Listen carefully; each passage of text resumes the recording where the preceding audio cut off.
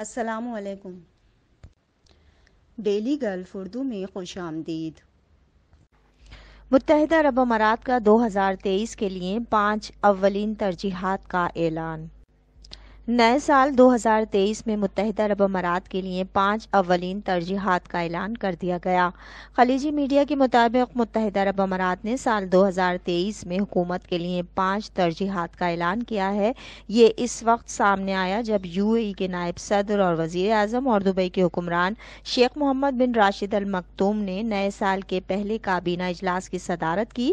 اپنے ایک ٹویٹ میں انہوں نے ان 5 ترجیحات کا ذکر کیا۔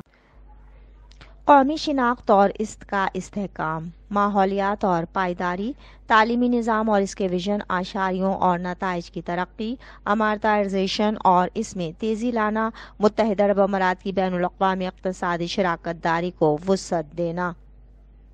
اپنے ٹویٹر پیغام میں UAE کے نائب صدر، وزیر اعظم اور دبئی کے حکمران نے کہا کہ 2022 میں متحدہ عرب امارات 339 ترقیاتی، اقتصادی اور سماجی اعشاریوں میں دنیا کی سر فہرست 5 ممالک میں شامل تھا۔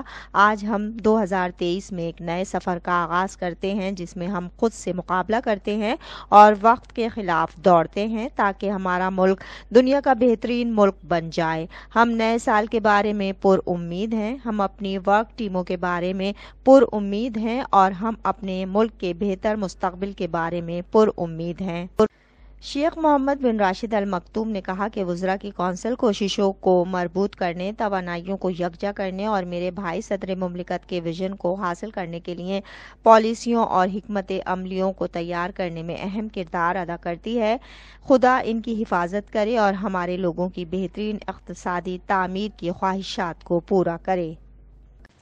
اب تک کے لیے اتنا ہی۔ اگلے بلیٹن تک کے لیے خدا حافظ۔